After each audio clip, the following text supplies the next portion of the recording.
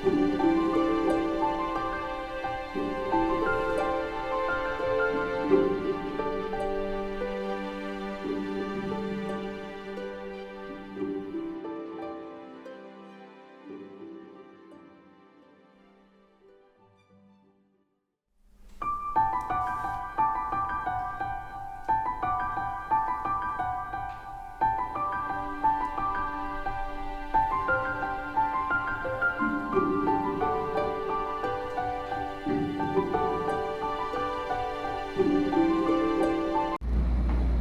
day, everyone, to our respected guests, speakers, classmates, and members of the academic community. Welcome to our UCSB Open Forum. Today, we gather not just to discuss politics, but to reflect on our society, our value, and our readiness for change. Our topic, is the Philippines ready for a woman president in 2025, is not just a political question, it's a social question, a cultural one, and a deeply human one.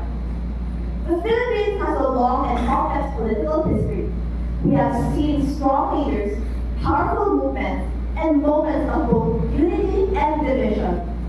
We are also a country shaped by tradition, faith, family values, and deeply rooted social structures. In that context, the idea of a woman leading the nation brings important questions. Are we ready to trust leaderships beyond gender stereotypes? Receive and trust power to the people. And the Filipino voter, increasingly informed and engaged, is capable of deciding based on competence, integrity, and vision, not gender. The Philippines is not preparing for a woman president. The Philippines is already capable of one. That is why I believe that Philippines is already prepared for women in the recent election. Merits rather than simple if they are male or female. Whereas actual controversial male leaders can get a pass for unprofessional behavior or encouraging violence, people defend this behavior, labeling it as strength or authenticity. It does not rely on gender, although it relies on their commitment, their discernment, their compatibility to the role. So, in summary, yes, that the gender of the president is a sensitive topic. But once we realize that both men and women have their own contributions to society, we can also realize that both men and women have their own potential. Has for the leader. And long-standing biases of the presidents from the past have influenced their view of a woman's leadership. And the Philippines is a country that has long been led by men. And from what was said earlier, we only had 2 female presidents before. And some citizens, we view this as more pressure, more criticism, and even unfair judgment for the female president that will be elected. May malaking responsibilidad sa atin. Ngunit ito yung hawak ang buong bansa at mga importanteng bagay. Kung hindi mahanda ang ating sistema at ang pag-iisip ng makilan sa ating libunan, maaaring mas maging mahirap ang pamumuno. Para sa akin, hindi naman ito issue ng babae o lalaki, kundi kung naglalabas talaga ang bansa. Sa ngayon, masasabi kong hindi ko ganap ang ating bansa ng Pilipinas.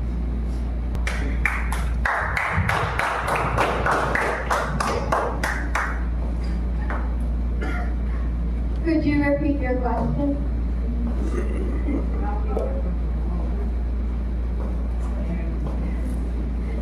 Okay. How can our country promote fair opportunities for both men and women in politics?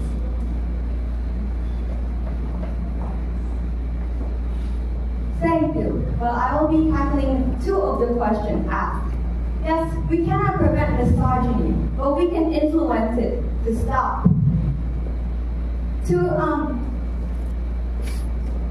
How we can promote fairness towards both genders, we have to address the media side first. Like I said with Lenny Roberto, this information is what brought her down. And all of us here in this classroom are digital citizens. And that means we have a responsibility. We have a voice. We should use that voice in the media. So what should we do? We should call out these informations. We should use credible sources and say that this is possibly fake news. Because we cannot promote this behavior, and we cannot promote this traditional views and this misogyny that has been passed down in this country through generations. Media is not just a platform. It is also a stage for our voices to be heard as a citizen of media. Thank you. Our thanks go to all the speakers for their insightful observations and contributions. Today's forum has effectively bridged the gap between recognizing our progress and acknowledging the remaining challenges. We have seen that while the path to gender-neutral leadership is complex, it is a path that the Philippines is clearly navigating. Thank you for your time and for your commitment to this discourse. This concludes our session. Thank you.